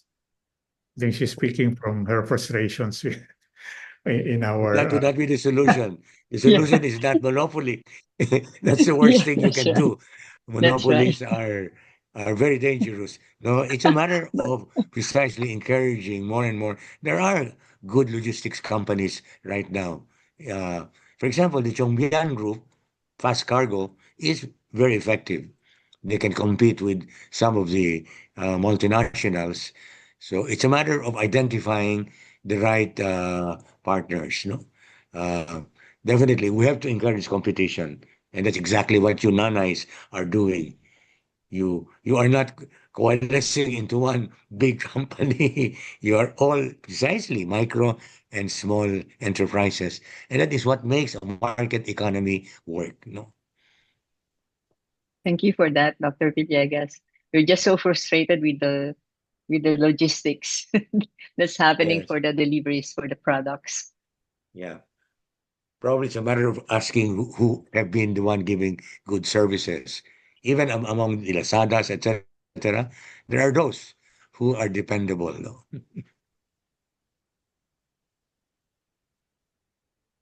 I have a question for Bernie. Dr. Villegas, with the entire global tariff structure already reset, how does the Philippines now stand competition-wise, regionally and globally? Well, I've always been saying our very poor performance as an export country over the past years because of wrong policies has now become an asset. Export only accounts for less than 10% of our GDP. Do you know what it is for Vietnam? 90%. Singapore, 140%. That's why the moment the world slows down for one reason or another because of high tariffs being imposed by the buyers, we suffer least.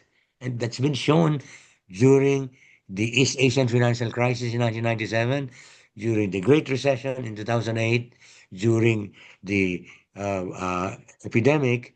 We were the least affected, and the world will slow down definitely this year because of what Trump is doing. We will be the least to suffer because we are not export oriented. I repeat, our strength comes from 110 million Filipinos demanding all types, especially of consumer products. And we have to capitalize on that. And that reminds me, this is my favorite topic. Please, for those of you who are young couples, please have at least 3 children. Because don't follow the footsteps of all our neighbors who are disappearing from this planet because they don't like to have children anymore. Japan, Taiwan, Korea, we still have that orientation towards a family. 3 children per couple is not too much to ask. Why do I say three? Because as you very well know, replacement is 2.1. If you want to replace existing population without it increasing anymore, every married couple should have at least 2 children.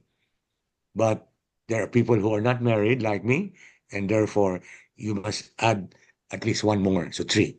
So that's my advice to young couples. Obviously, those who are grandmothers here, I'm not asking you to do that, no? And Dr. Bernie, dogs and cats don't count, right?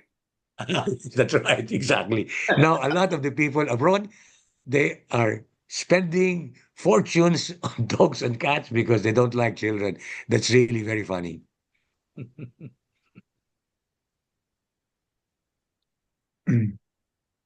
Um, while waiting for more questions, I would also like to add to what Dr. Bernie and Christian have been saying about um, examples of how small non-entrepreneurs can make it, even direct to consumer, even without having to supply to a bigger scale operation. No?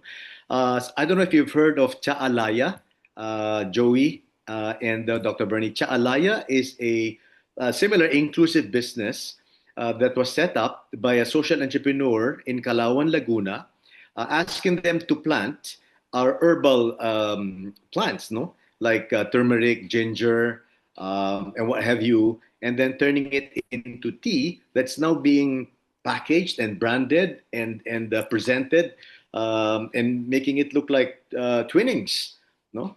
So you have examples of very small operations, but again, think about you cannot just settle for mura, okay? You have to go for differentiation, innovation. You have to be new and original, improve, better, superior, different, distinctive. Okay, enough of the gaya gaya putumaya that will just end up commoditizing the product. No, Dr. Bernie, I remember from our lessons in economics would always say that. No, always decommoditize your industry. Hindi pwedeng pare-pareho, gaya gaya, and then you end up just dropping prices, no, and killing each other in the market, no, in a price war.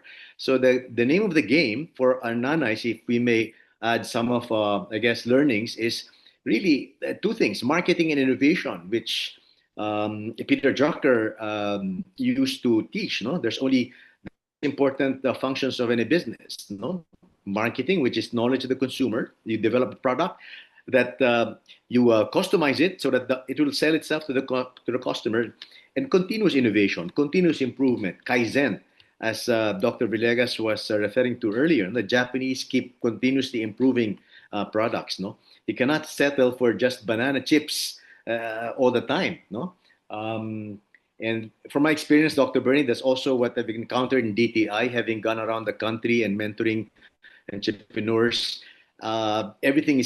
Everybody is basically producing and selling the same thing. No, so like you said, you have to differentiate, and that's the key. And also to answer Joey Bermuda's question about the tariffs, I think that's one opportunity for us, or one solution to get around the problem of pricing. Because at the end of the day, tariffs will be translated into higher prices for everybody. And the victor in the end will be the one who is unique and special and different and distinctive and innovative, inventive, ingenious, and different from everybody else. So strive for differentiation to our dear nanays. Never ever copy and duplicate. Someone once said, if you copy, you will die. Okay? So strive for innovation and not imitation.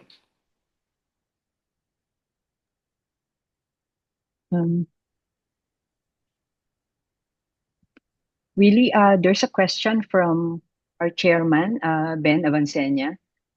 Compared to other ASEAN countries, what percent of GDP come from SMEs in the Philippines? About 30 to 40% in the Philippines. In probably Thailand, more, because they have a lot more successful SMEs. But about 30 to 40% in the Philippines. No? So taking that to context, sorry, Josie. Taking that to context, as Dr. Werner was saying, so the numbers of MSMEs number 1.1 million, which is 99% of all businesses registered, and even more than that if you take into account the informal sector. And how do you bring up their contribution from 30 to 40% to a higher number? I guess that's really the point of Chairman's Avancenia's question. It's really all about our MSMEs need to be mentored into producing higher value, higher quality, world-class products. Okay, and that's how you can increase the productivity and the contribution in value added of our MSMEs relative to their population and relative to our other ASEAN neighbors. And I think Dr. Bernie and Josie and Joey and Chairman, to me, and this also refers back to what Christian was saying, I see Iskaparate as our version of Alibaba. You remember what Jack Ma said when he was asked, why did you put up Alibaba? I put up Alibaba to give Chinese entrepreneurs access to the world. He did not say, I wanted to give Chinese entrepreneurs access to the Chinese domestic market. He said, I want to give them access to the world. And I'm very encouraged, and it's very heartening to see that Joey, almost single-handedly, opening up doors, no, that I believe that DTI should be doing, honestly, no, to be opening up more trade opportunities with other trading partners, not just Canada, but even closer to the Philippines. No, that's Korea, Japan, and China, all high-income countries that can afford higher value products from the Philippines, like what Lionheart is doing. No, if you read the article of Dr. Bernie about Lionheart, you'll be encouraged to see that the Philippines can produce world-class products.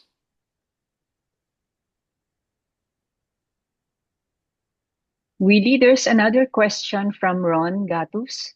Has Iskaparate helped any entrepreneurs export to countries like Australia? I'm based in Adelaide and support trade collaboration between Australian and Philippine businesses. Given Australia's strict biosecurity rules, I'm curious if any ventures have managed to overcome these barriers. Thank you, Ron. Oh, this is a question for us. Excellent, Okay. Mario. Hello from Australia. Hi, Ron. From Manila. Ron and I were colleagues, former colleagues, and also together with Joey in a band. Unfortunately, we don't have anything yet for Australia, but of course, we have to make the products come up with the requirements like FDA and everything, and that is what we have been partnering with some organizations like the WinRock, like the USDA, and then PTTC-DTI for training the micro entrepreneurs on how to go about it. There are a few of our micro entrepreneurs whose products are in the US. I believe in Seafood City, but these are the bottled ones. So we'd like to have more of our nanay products, of course, in Canada and Australia too. So we'll work on that, Ron. Also, if I may add, Josie, you may wish to send a list of those products that you're mentioning, that Escaparate products that are already available in first world countries, in advanced countries like the US and Canada, and pass it on to Australia. Maybe maybe they can have learnings about how to bring it into Adelaide. Yeah, sure. Sure. Ron, are you going to be the contact person for this? Maybe you can be the contact person. Anyway, we're familiar with each other. Thank you. Okay, so thank you so Mario. much, Dr. Bernie, Willie, and of course, Christian. And thank you for the questions. Thank you for the insights, the industries that we should be looking at, and of course, what are the kind of opportunities? What are we going to do about them? How to grab it and take action in? Okay, and now we'd like to call on our chairman to officially close today's program and leave us with some final thoughts. Mr. Ben Avencenia, we'd like to call on you now. Okay, teka. Binubuksan ko yung aking video. Nakapatay yata yung video ko sa inyong side. Beck, ayan. Ayan, okay. Unang-una, maraming salamat sa mga speakers natin. Of course, buong team ng Iskaparate at saka yung mga founders. Alam ko ilan sa amin nandito sa video con na ito. Sa lahat ng mga interesado sumali at sumuporta sa Iskaparate, at higit sa lahat sa ating mga nanay at tatay nakasama namin sa Iskaparate. So magandang umaga po sa inyong lahat. Am I coming across okay, Joe? Can you hear me? Yes, we can hear you. Loud and clear, Ben. Loud and clear. We can hear you, Ben. Mahirap maisip para sa akin na 5 taon ang Iskaparate. Parang kumbaga sa buhay parang nagdadalaga na. Makailan lamang nakatanggap ng tawag ang aking kapatid na si Nolo galing kay Joey sa kagitnaan ng pandemic, ano. At naibigkas ni Joey kay Nolo na ang kanyang hangarin ay makatulong sa kapwa Pilipino natin na nagdudusa at naghihirap dahil sa pandemic. Kaya ang naisip ni Joey, ang vision ni Joey, makatulong sa bayan sa pamamagitan ng bagong teknolohiya. Noong panahon na yon, parang bago pa lang yung online commerce, although of course meron na ng mga Lazada at ganyan. Pero yung pong phone call ni Joey kay Nolo at ang paghigayot ni Joey sa mga ibang interesado sa kanyang panaginip, ang siyang nagsimula ng Iskaparate.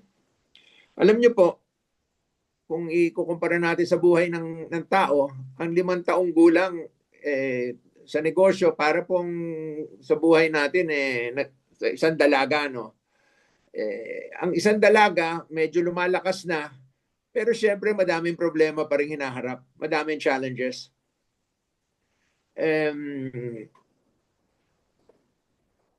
Kaya ang napaka-importante po dito sa ating Iskaparate yung ang pagpatuloy na suporta natin at ang hindi po tayong nagsasawa sa suporta sa Iskaparate. Alam niyo po, hindi po ako negosyante, Ako po ay nung nagtatrabaho pa ay dating empleyado o sa madaling salita, namamasukan. Kaya hindi ko po masyadong naintindihan nung araw kung anong dinadaanan ng mga negosyante. Pagkatapos ko po magretiro, bumalik po ako sa Pilipinas, sumali ako sa ilang mga inisyatibo ng Kawang Gawa. At isa na dito ang Iskaparate. Pero meron din kaming ibang ginagawa upang makatulong sa mga negosyante. Doon ko lang talaga naintindihan kung gaano kahirap ang maging negosyante. Kasi pagka empleyado ka, magtatrabaho ka, syempre, todo rin ang trabaho, pero nag-iintay ka lang na sumahod ka. Di ba? Kung maganda ang performance mo, sasahod ka. Kung mas maganda pa ang performance mo, itataas ang sweldo mo. Pero ang negosyante, araw-araw, kumakayod upang manatili sila sa kanilang negosyo at hindi sila malugi. Kaya ang negosyante hindi lamang sipag ang kailangan, ngunit ang matinding tiyaga at ang hindi pagsusuko kahit na anong hirap ang dinadaanan, yun na simulaan kong maintindihan pamamagitan ng Iskaparate at saka sa pamamagitan ng mga iba pang mga inisyatibong nasalihan ko na Kawang Gawa.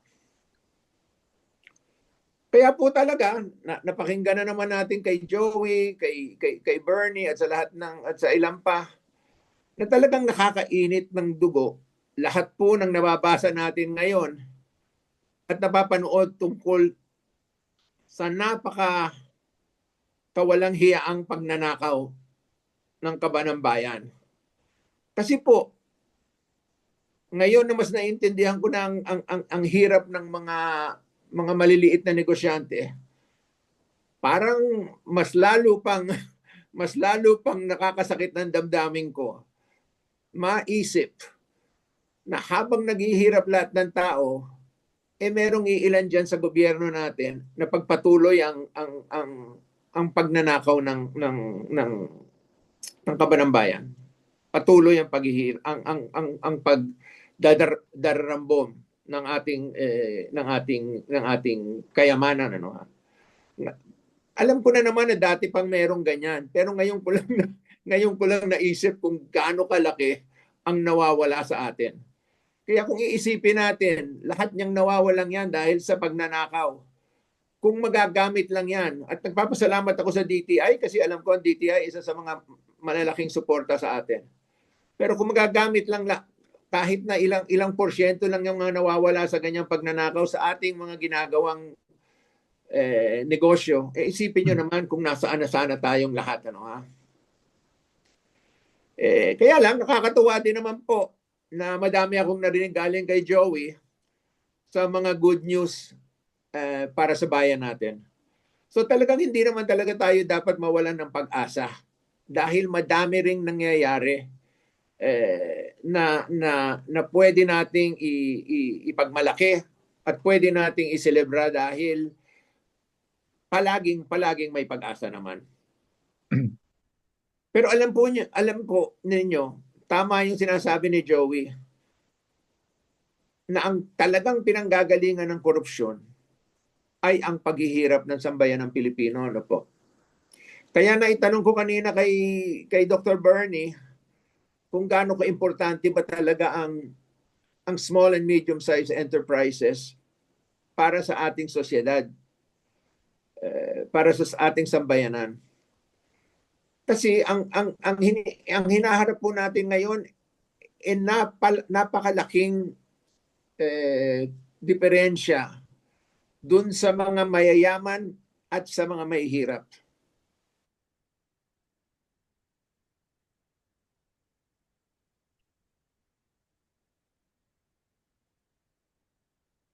Ben, I think naghang GDP ka. growth.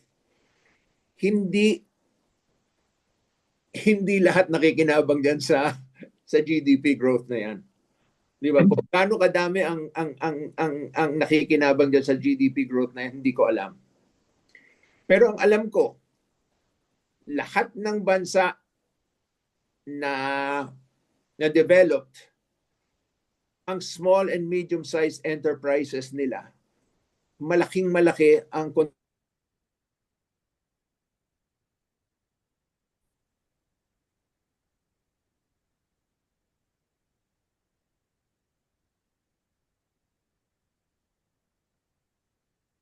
Ben, I think you're cutting. Ben?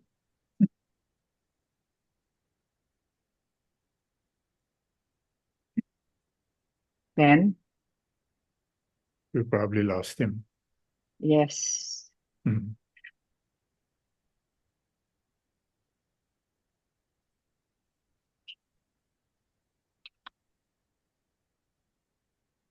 I think we've lost him, Joe. Yeah. We can So, okay. So, thank you, Ben, for your inspiring words. Oh, Ben, you were lost. Yeah, we lost you for a while. Okay, Yeah, sige. you can. Yeah, ako na, sure. Tatapusin ko na. Ha. Ang Okay. napaka-importante na alam po natin, lahat po tayo merong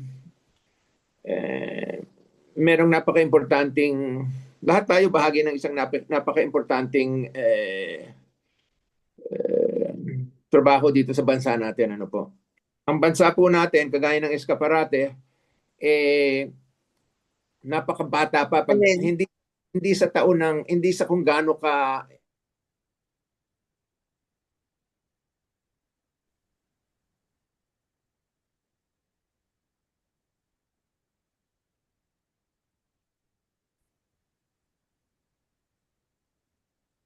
ay dapat sinasabayan yan sa pagbantay ng ating gobyerno.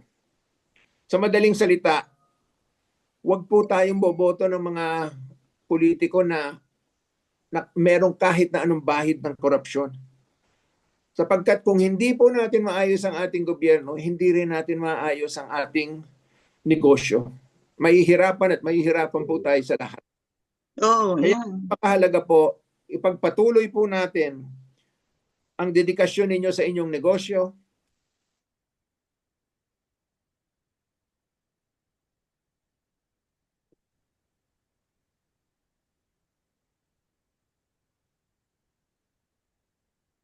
Ipagpatuloy ang pag-uunlad ng ating pag-iisip at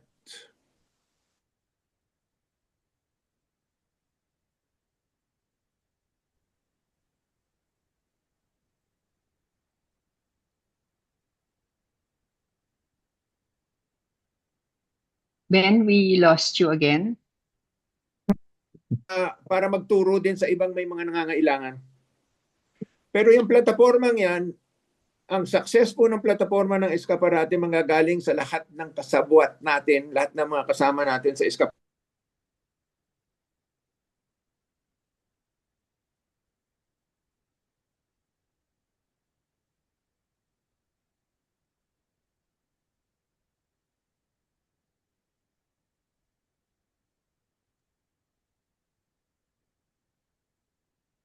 Ben, we lost you again. Ben? Yes? We lost you again.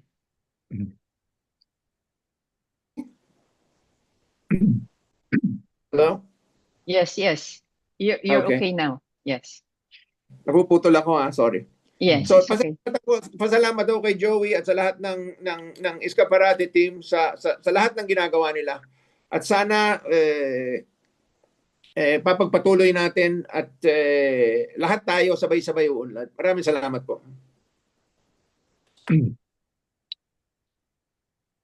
Thank you, Ben, for your inspiring words and of course your encouragement, which it's really needed now, especially as exciting things are going to happen to Iskaparate. And to everyone here, we thank you for joining us today, hear about what we are planning to do for the next few months, and then actually what's happening now to Iskaparate. And don't forget, if you have not written your email address here, so you can get your free gift voucher of 500 pesos, and that's with a 5% discount and free shipping within Metro Manila. That's for selected products. Okay, so thank you so much, and have a good day ahead. Thank you. Thank you. Thank you. Congratulations and happy anniversary. Thank you. In 2020, with the looming threat of the COVID-19 pandemic, the Philippines, like most countries of the world, was plunged into a lockdown.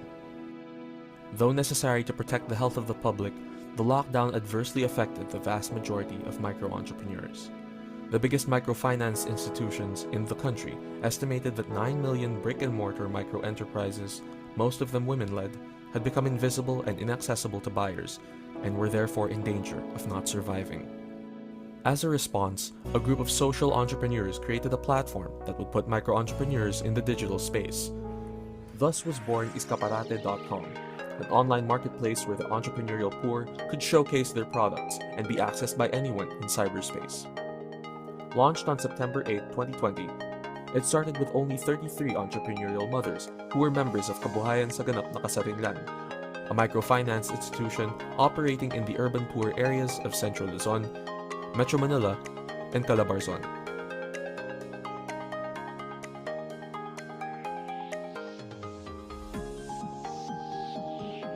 Na talagang gusto ko po ay magkaroon ng farm. Why not try mushroom farming? Natutuwa po talaga ako dahil naka-join ako sa Iskaparate kasi doon nag-start na mabuhay uli yung production area.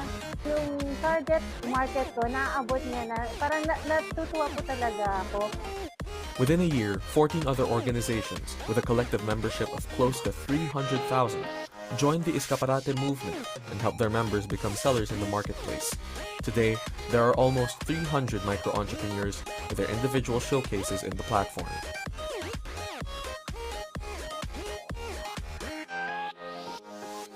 Iskaparate is an assisted platform where the seller is not left on their own, but is given access to online billing and payment services through PayMongo, online fulfillment support,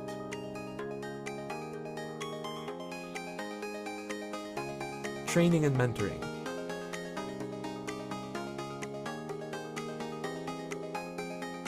digital market support, and online selling events in cooperation with other progressive organizations. The goal of Iskaparate is to have 100,000 micro-entrepreneurs and 1 million products on the platform by 2026. Its vision is to be the face, the voice, and the muscle of the entrepreneurial poor in the global supply chain.